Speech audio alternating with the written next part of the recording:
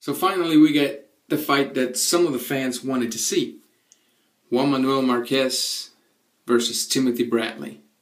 Welcome to Raw Boxing TV. Thanks for watching. I'm Ranger. Let's talk about this fight real quick, shall we? I'm going to start off with Timothy Bradley, who has been getting what I do not wish on many fighters. First, he gets that decision versus loved by many, Manny Pacquiao. And, you know, the people criticized him, the people crucified him, the people smashed him because he got a gift, right? But what people failed to realize is that maybe they forgot to do the same thing to Pacquiao when he got the same gift 3 times versus Juan Manuel Marquez. Yeah, I'm sorry if it's just like a slap in your face, but it's time to wake up and smell the coffee, you know? You guys are doing to Bradley what you guys should have done to Pacquiao 3 times. So the kid got so criticized because he pulled off a close decision versus Manny Pacquiao. A lot of people were thinking that, oh, Pacquiao won. When in reality, no, he didn't. You can go back and break that fight slow motion like some of us do. I personally do it on the computer, on my iMovies and my video editor. And I mean, even if Manny sneezed, the crowd will go, ah, and Manny. But they were failing to see what Timothy was doing, that although he wasn't landing the hard punches, he was being more effective. So yeah, I agree with the decision. It could have gone either way. They just gave it to the man who was sharper that night. Let's put it that way. Then he fought Ruslan Pravotnikov, and the hater rate continues. I told you he wasn't that good. And then I stopped to think, well, if this hater really knew boxing and really knew what they were talking about, they would pause for a second, rewind the tape, look at the type of fighter Timothy Bradley is and compare it to that fighter that night, and they would be like, well, he fought stupid tonight. He didn't fight his fight. He went in there to prove a point. He went in there fighting a fight style that's not his. He went in there, and if he would have fought the fight that he usually fights, he would have outboxed Ruslan Pravotnikov when all he did was put Ruslan Pravotnikov in a pedestal which he doesn't belong. Sure, if I don't have, you know, Bradley doesn't have that much power. But can you imagine if Bradley had power, all the punches he landed on Ruslan Pravotnikov, what would have happened?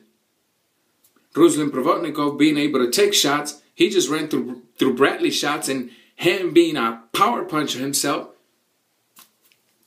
he did what he did to Bradley. I mean, that's simple as that. It's not that Bradley sucks, it's Bradley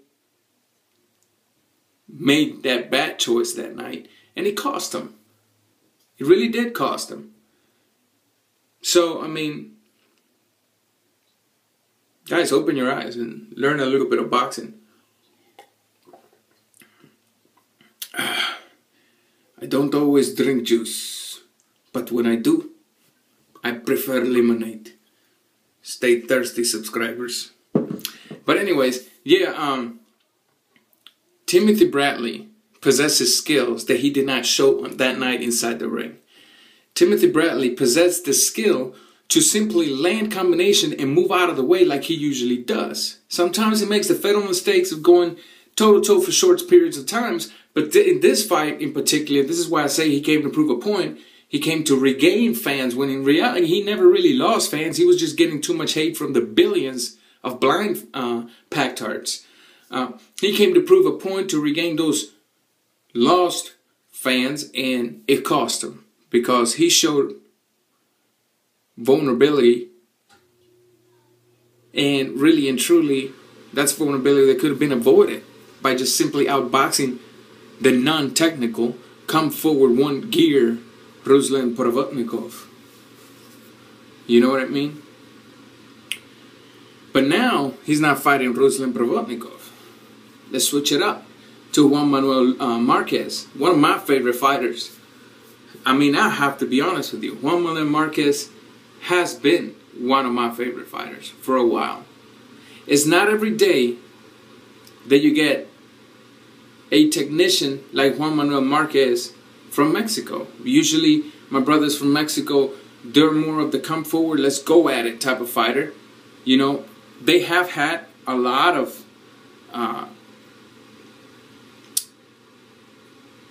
technical fighter. As you already know, if you've been following me, one of my favorite fighters of all times, was Ricardo El Finito Lopez, followed by Salvador Sanchez. Those two right there are one of my favorite fighters. Very technical from Mexico. But the average Mexican fighter goes to war, goes to toe-to-toe, which is not the case on Juan Manuel Marquez. Juan Manuel Marquez, although he goes at it from time to time, look at it in the fashion that he does it. He's not going crazy, just throwing shots. He's doing it while at the same time keeping a certain level of composure to land accurately. Whatever. You know what I'm talking about. So with this, Bradley needs to be careful, because not only is Juan Manuel Marquez a technician, Juan Manuel Marquez can really time your punches. If you do not believe what I just said, give a call to Manny Pacquiao. He should be able to answer that question in a special way. Yeah. Juan Manuel Marquez is reaching the end of his career. So I understand that if Bradley wins in this, you know, Bradley is in a no-win situation, people. Absolutely in a no-win situation. Because the haters are like rotten vultures that are just waiting till that fight happens so that they can jump in and spread their maggots. You know, if Bradley loses, they'll say, well, he sucks. He lost against an old man. But if Bradley wins, they're going to say, of course, he just beat an old man. Anybody could beat an old man. Sorry, haters. Sorry, I just felt like saying it before you do it, just to warn the people. But Bradley's in a no-win situation. Marquez, however, if he loses, he'll still keep his credit, because they'll say, well, he gave us many wars, and he's an old fighter, so we understand why he lost. You know? So, but let's go ahead and break this fight down, okay? First of all, I have to go with the younger fighter. Not only because he's younger, but because in my opinion, Bradley possesses more speed than Juan Manuel Marquez. In my opinion, Bradley can come in and out, right? Bradley can use a little bit of that hard knock he's got, because he does it. I gotta be real. You know, every fighter does his little dirty here and there. It's part of the game. Those of you that criticize his fighters would do the same if you were in their position. That's why they do it, because they feel like doing it. Who the hell is you to tell them how to fight the fights, right? Let's move on. So, you know, if Bradley comes in smart, even if he brings sort of a not very exciting fight, he's in against a fighter that might bring the fight to him, allowing him to just counterpunch, use speed, 2 max 3 punch combinations. When you have a counter puncher in front of you and you possess speed, and the guy's a very good counter puncher, don't go crazy throwing a lot of combinations, because that's what the counter puncher wants. He wants the combinations, because the chances of you being timed out of those 4 to 5 punches are greater than if you throw a pop pop and move out of the way. You didn't know that? well, it is what it is. There's a bigger chance to get time when you throw in 4 to 5 punch combinations than when you throw in a 1-2, maybe a 3-punch combination and get out the way. And you don't even have to throw it hard. You just got to land them clean. Make the head pop a little. Impress the judges. Impress the knowledgeable haters. That's what Bradley needs to do.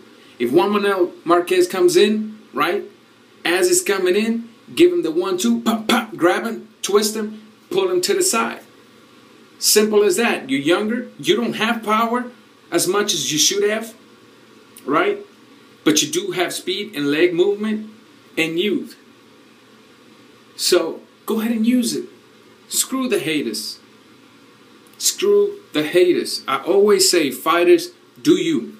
If any fighter ever watches any of my video, which I doubt, but if that was to happen, listen to what I'm about to say.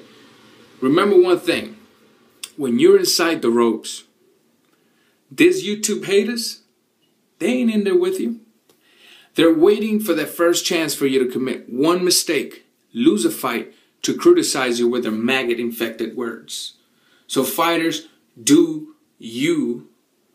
A W is a W, and screw the haters.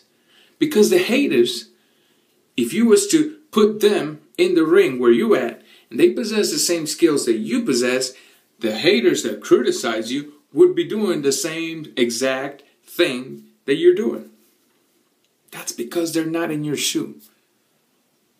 Let's move on to Juan Manuel Marquez. Juan Manuel Marquez. Like I said, man, it's like fine wine. Like this cat. Love him.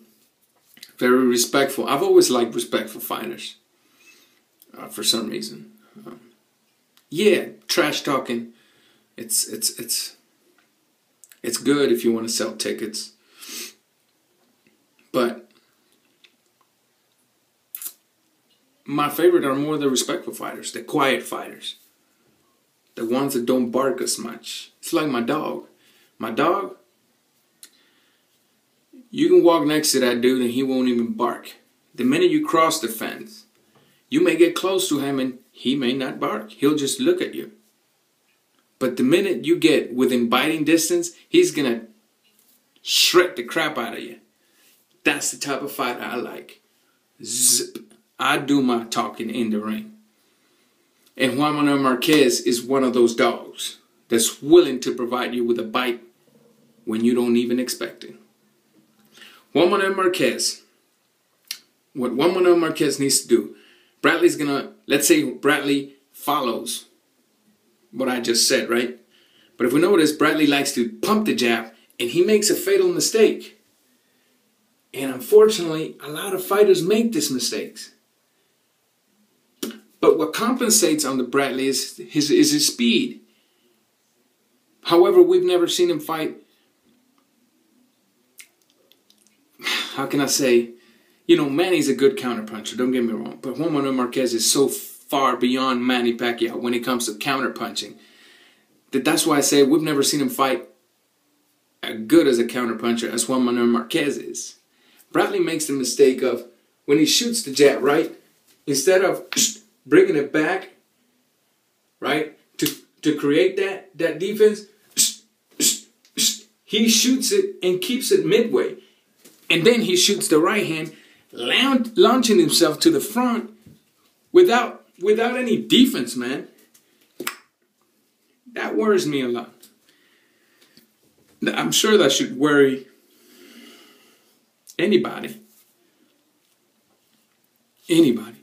So the only thing Juan Manuel needs to do is double up on the jab, look for the openings. I'm sure Bradley is going to want to attack when he sees Juan Manuel throwing just soft jabs. That's the moment. That's the moment Juan Manuel Marquez needs to counterpunch. Juan Manuel Marquez needs to counterpunch right after the jab. Don't wait for a 3-punch combination. Counter right after the jab. The best way to do it against Bradley is 2 ways. 2 specific ways. If you're looking to do damage versus Bradley, don't focus so much on his head. He leaves his jab at mid-height. What happens when you leave your jab at mid-height and you have two right-handed fighters? Well, if you're a right-handed fighter, and I'm a right-handed fighter, well, I know it's going to maybe look southpaw, but whatever. And you shoot the jab, and you leave it at mid-range, right? Right? What I'm going to want to do is, as I see your jab coming, I'm going to time it and go under the jab, around the armpit area, right in the side of the chest. Not to the rib cage. The minute you hit next to that chest, under the armpit, two things can happen. You can knock that wind out of him, while at the same time you can numb his arm. It has happened. It's a split-second thing. Sometimes it lasts a lot longer. You can ask Virgil Hills. Roy Jones Jr. put him to the canvas and he couldn't get up. He could not get up. Roy Jones Jr.'s punch was just a little lower. But you get the idea of what I'm talking about. Don't go crazy throwing combinations with Bradley, because that's what Bradley wants to do. Is for you to throw combination so that he can pop, pop, pop, and move out of the way and leave you hanging. But it's a very intriguing fight, and it's a very no-win situation for Bradley. Let me know what your thoughts are on this fight. Drop your comments. Subscribe. I'm out.